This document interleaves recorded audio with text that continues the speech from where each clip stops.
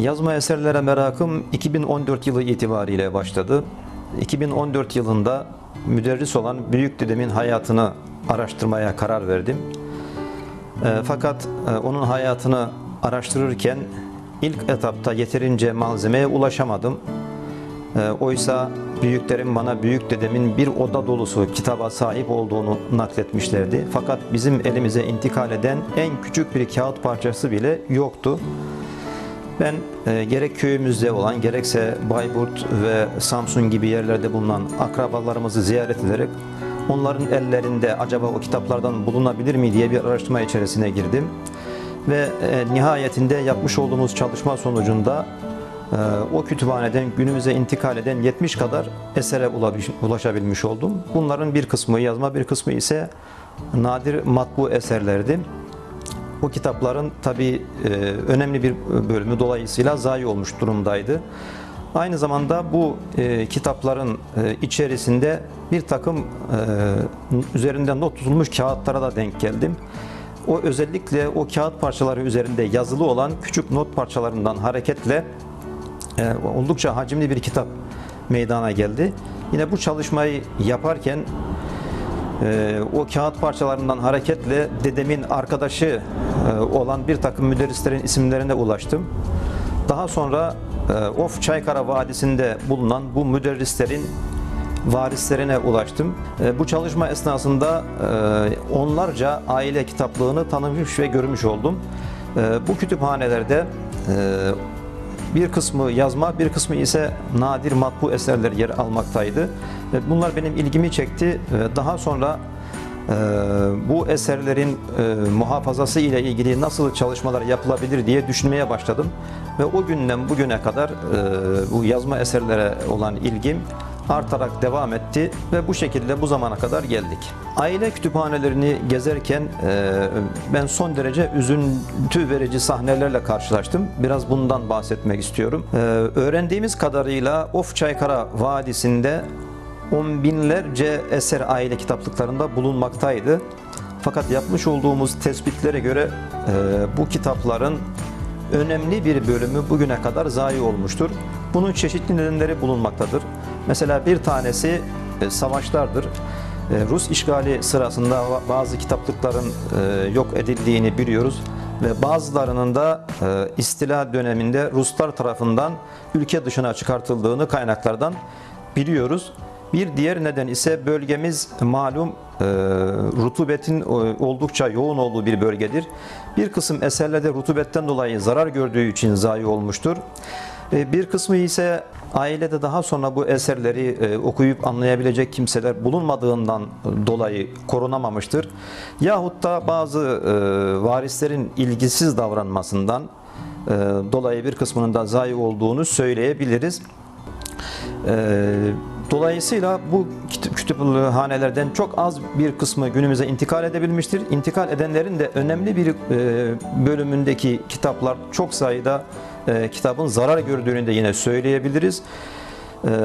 Bundan dolayı acaba ne yapar ederiz de günümüze intikal eden bu kitaplar zayi olmadan bunları kayıt altına alabiliriz diye çalışmalara başladık. Ki bunların korunabilmesinin en kesin yolu bu kitapların dijital çekiminin yapılıp kayıt altına alınmasıdır ki bu projede zaten bunu gerçekleştirmektedir. Dolayısıyla bu tarihi ve kültürel değeri olan varlıkların korunabilmesinin yegane yolu bu kütüphanelerin nerede olduğunun tespit edilmesi, tespit edildikten sonra da dijital çekimlerin yapılmak suretiyle kayıt altına alınmasıdır. Yazma eserler bir milletin hafızasıdır, adeta kimliğidir diyebiliriz. Tarihi verileri geçmiş nesillerden günümüze taşıyan, günümüzden de gelecek nesillere intikal ettiren en önemli dayanağıdır. Zira yazma eserler içerik bakımından değerli olduğu gibi şekil açısından da oldukça önemlidir. Hatta şöyle de diyebiliriz, klasik İslam sanatlarının önemli bir bölümünün bu yazma eserlerde görülmesi de mümkündür. Özellikle de önemli kişilere sunulan yazma eserlerin ya da Kur'an yazmalarının sanatsal açıdan ayrıca bir öneme sahip olduğunu söyleyebiliriz. Mesela hat sanatı bakımından, ebru, tezhip gibi sanatlar bakımından da bu eserlerin çok değerli olduğunu söyleyebiliriz. İçerik olarak da ayrıca önemli bir değere sahiptir. Zira yazıldıkları dönemin tarihini, kültürünü, o dönemdeki her türlü sosyal hayatı günümüze taşıyan yegane kaynaklar olarak görülebilir bu eserler. Bu yazma eserler içerik bakımından da çok önemlidir.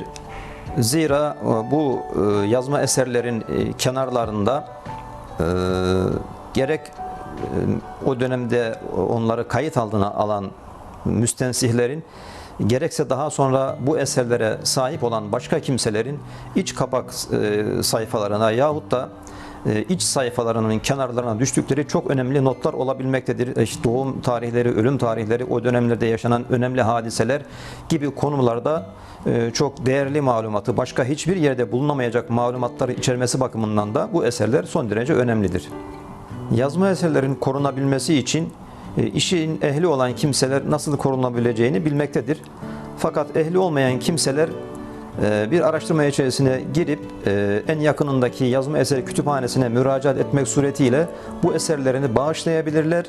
Yahut da bunları korumanın yollarını farklı kanallardan öğrenmek suretiyle kendileri evlerinde daha korunaklı bir şekilde muhafaza edebilirler.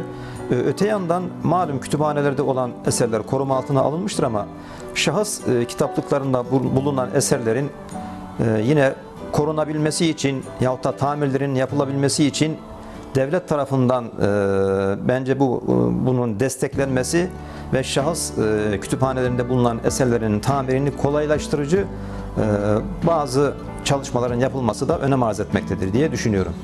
Ankara Sosyal Bilimler Vakfı tarafından yapılan bu projeyi özellikle yazma eserleri dijitalleştirip kayıt altına alma bakımından muhafaza etmek ve gelecek nesillere taşımak, araştırmacıların hizmetine sunmak bakımından son derece önemli buluyorum.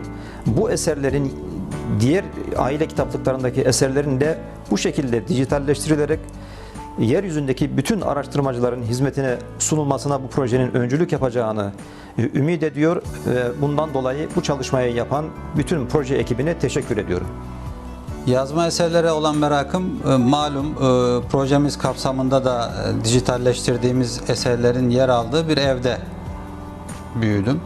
Dolayısıyla bir odada yer alan kütüphanemizde bolca bu yazma eserlerle muhatap oluyorduk. Her ne kadar okuyup anlayamasak da onların varlığını orada hissediyorduk.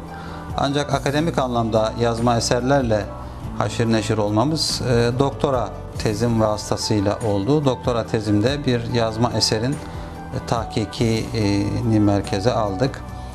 Dolayısıyla o dönemden sonra artarak yazma eserlerle ilgili bir ilgi bizde uyandı ve bu şekilde hem bize miras kalan kitapların ışığında hem de akademik olarak çalışmalarımızın yönlendirmesiyle böyle bir alanda çalışma yapmaya başladık.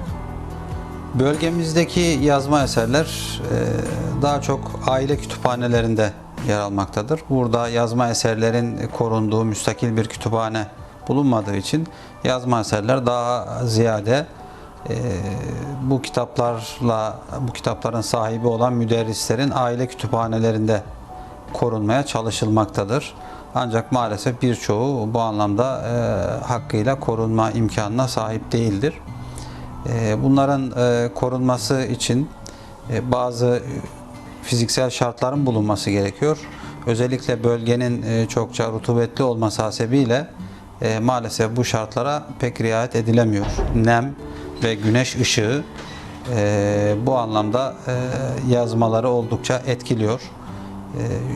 Bir yazmadan örnek verecek olursak mesela elimde gördüğünüz Numanzadeler ailesi kütüphanesine ait olan bu yazma mesela şu şekilde rutubetten dolayı yazmalar sayfalarının oldukça hasar gördüğünü, her ne kadar okunaklı olsa da yazıların kaymaya başladığını görebiliyoruz.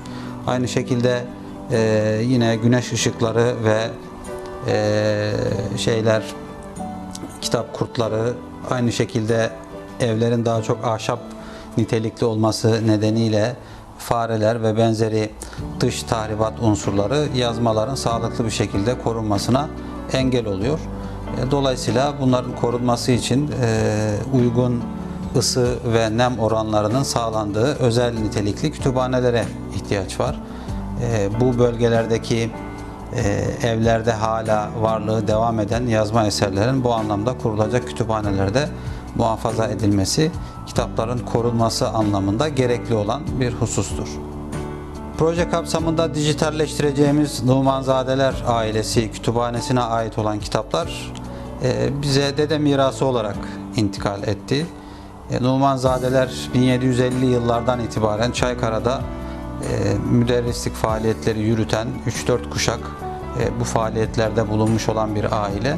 Dolayısıyla bu şekilde sürekliliği olan bir eğitim söz konusu olduğu için kitaplar da ellerindeki kitaplar da belli bir yekûne ulaştı. Elimizdeki bilgilerden tahminen 2000-2500 cilt civarında kütüphanenin varlığından söz edilmekteydi. Ancak benim çocukluğumdan itibaren bizim evimizde yer alan işte ilk olarak Numanzade Ahmet Efendi, daha sonra Muhammed Efendi, kardeşi Mustafa Efendi, Numanzade'nin oğlu Numanzade Numan Efendi'nin oğlu Faik Efendi ve Behzat Efendi'den intikal eden kitaplardan yaklaşık 150 cilt civarında bir kitap aile kütüphanesinde bulunuyordu.